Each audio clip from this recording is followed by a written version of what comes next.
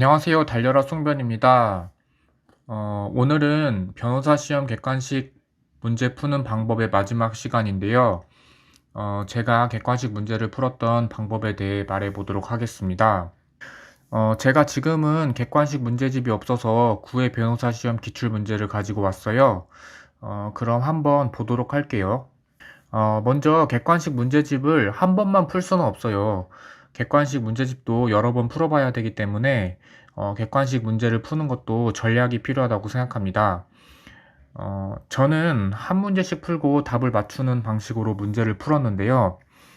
두 번째 푸는 것을 대비해서 답을 책에 직접 체크하지는 않고 머리로만 푼 후에 바로 정답을 보았어요. 그러면 이거 변호사 시험 문제를 가지고 직접 한번 풀어보도록 하겠습니다. 먼저 이 문제가 확실히 아는 문제라고 가정하고 풀어볼게요. 확실히 아는 문제니까 당연히 정답이어야겠죠. 자, 여기 문제 4번에 공동 소유에 관한 설명 중 옳은 것은 이라고 되어 있는데요. 1, 2, 3, 4, 5번을 순차적으로 읽은 다음에 자기가 정답이라고 확신하는 그런 선지가 있으면 그것을 자기 머릿속에 새긴 다음에 바로 옆에 있는 답을 봅니다. 그래서 저는 만약에 2번이 정답이라고 생각을 했다. 그러면 여기다 체크를 하지는 않고 그냥 2번을 머리로 생각을 한 다음에 답을 보는 거죠. 네, 그래서 맞았으면은 그냥 여기다 이렇게 동그라미를 치고 바로 이제 다음 문제로 넘어가시면 됩니다. 근데 만약에 틀렸다. 그러면은 이렇게 짝대기를 긋고 넘어가는 거겠죠. 그러면은 이제 두 번째 봤을 때에는 이 문제에는 내가 몇 번을 찍었는지는 모르지만 동그라미나 혹은 짝대기만 이렇게 남아있는 상태가 되겠죠. 그런데 이렇게 자기가 확실히 아는 문제를 맞았다. 그런 경우에는 이제 이 문제를 시간이 없는 경우에는 다시 풀 필요가 없겠죠. 근데 만약에 이제 시간이 있는 경우에는 이렇게 완전하게 자기가 안다고 생각했는데 틀린 문제는 다시 한번 완전하게 한번 풀어줘야 돼요. 왜냐면은 자기가 이 문제를 완전히 잘못 알고 있다는 뜻이기 때문에 다시 한번 풀어주어야 됩니다.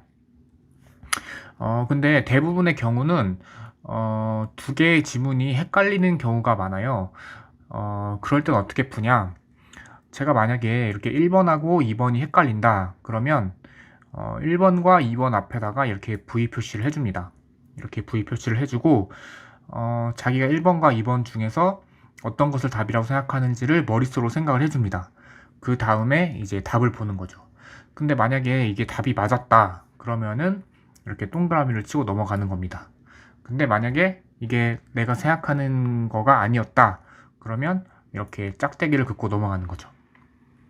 그러면 두 번째 푸실 때에는 이렇게 VV랑 이 짝대기가 되어 있는 것만 보이겠죠.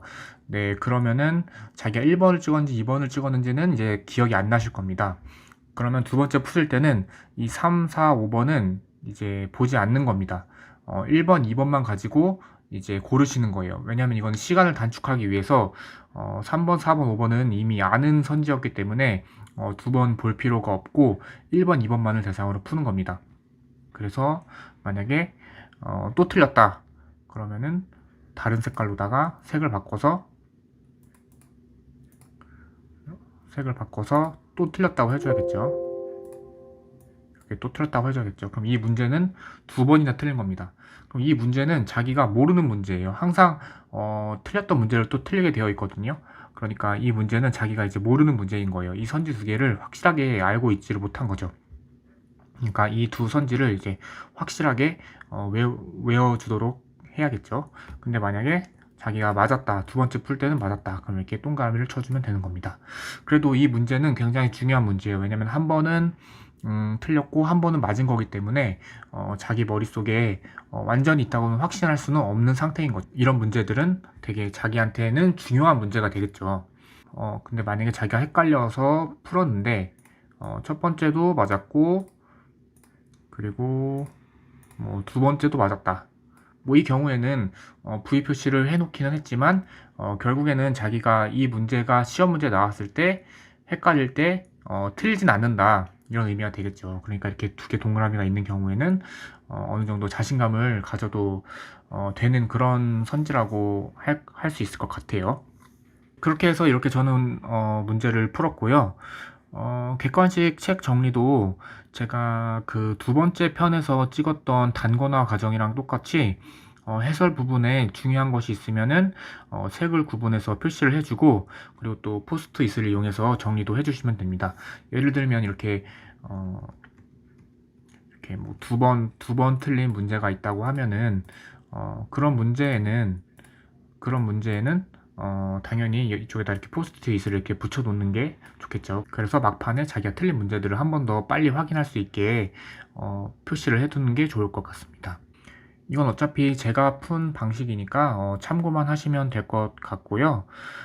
저는 이렇게 시간을 줄이기 위해서 앞에다가 이렇게 체크를 하는 방식으로 문제를 풀었습니다. 그리고 두 번째 풀 때 이 체크된 부분만을 가지고 고민을 해가지고 정답을 찍는 방법으로 객관식 문제를 풀었던 것 같습니다. 자, 그럼 도움이 되셨나요? 그럼 오늘 영상은 여기까지 찍기로 하고, 도움이 되셨으면 구독을 꼭 눌러주시길 바랍니다.